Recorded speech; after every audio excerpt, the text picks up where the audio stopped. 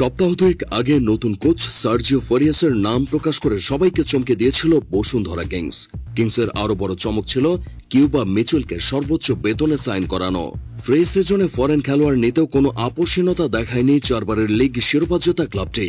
বসুন্ধরার ড্রেসিং রুমের সামনের সিজনে হাই প্রোফাইল ফরেন ফুটবলার দেখা যাবে বলে নিশ্চিত করেছে ক্লাবটির কর্তৃপক্ষ। আজকের ভিডিওতে দেখব দেশের মাটিতে নতুন কোন ফরেন ফুটবলারের খেলা দেখতে যাচ্ছি আমরা।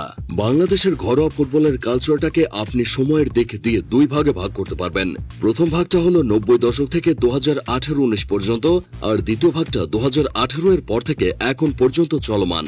2018 এর পর থেকে দেশের ঘরোয়া ফুটবলের চিত্র বদলে যাওয়ার একমাত্র কারণ হলো বসুন্ধরা কিংসের আগমন। বসুন্ধরাকে নিয়ে নানা আলোচনা সমালোচনা চললেও দিন শেষে নতুন সিজন শুরুর আগে দেশীয় সমর্থকদের সবারই কম বেশি আগ্রহ থাকে দলটির ফরেন খেলোয়াড়দের নিয়ে। কোস্টারিকার বিশ্বকাপ দলের সদস্য ড্যানিয়েল কলিনড্রেস থেকে শুরু করে এই ক্লাবের জার্সিতে মাঠ মাতিয়েছেন রবসন রবিনহোর মতো বিদেশি তারকারা। ঘরোয়া ফুটবলে বাংলাদেশের ক্লাবগুলো রেজিস্ট্রেশন করাতে পারবে 40 জন, এর মাঝে বিদেশি ফুটবলার থাকবে সর্বোচ্চ 6 জন। তবে বসুন্ধরা কিংস 5 জন বিদেশি নিয়ে খেলবে লিগ, ফেডারেশন কাপ ও চ্যালেঞ্জ কাপ। বাংলাদেশের লিগে এবার দেখা যাবে ফ্রান্সের এক ফুটবলারকে। 26 বছর বয়সী ফরাসি স্ট্রাইকার জারেদ খাসাকে সাইন করালো বসুন্ধরা কিংস।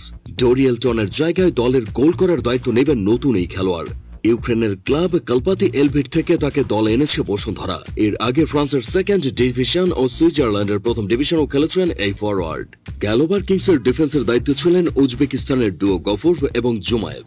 এবার সে জুটিও ভেঙেছে। কিংসের ডিফেন্সে দেখা যাবে এক নাইজেরিয়ানকে। 22 বছর বয়সী তরুণ আইসা দলের নতুন ফরেন সেন্টার ব্যাক।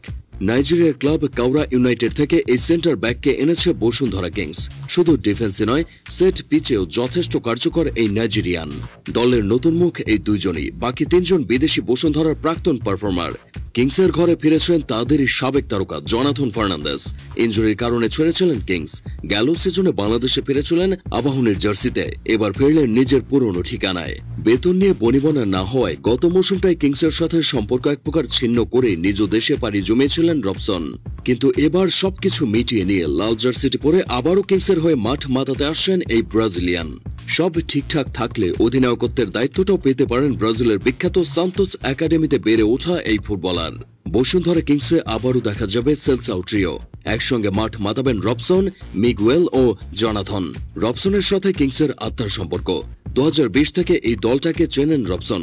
এবার খেললে হবে নিজের 5ম সিজন। বাংলাদেশের লিগে মিগুয়েলও পরিচিত মুখ। পার করেছেন এ নিয়ে 2.5 মৌসুম, জিতেছেন লিগ, ফেডারেশন কাপ ও স্বাধীনতা কাপ। এই 3 ব্রাজিলিয়ান এবার একসঙ্গে মাঠে নামার অপেক্ষায়। ট্রোল ও সমালোচনা উপেক্ষা করে স্রোতের বিপরীতে এগিয়ে যাওয়া নামটি বসুন্ধরা কিংস। এবার দেখার অপেক্ষা আন্তর্জাতিক অঙ্গনে কতটা সফল হয় ক্লাবটি।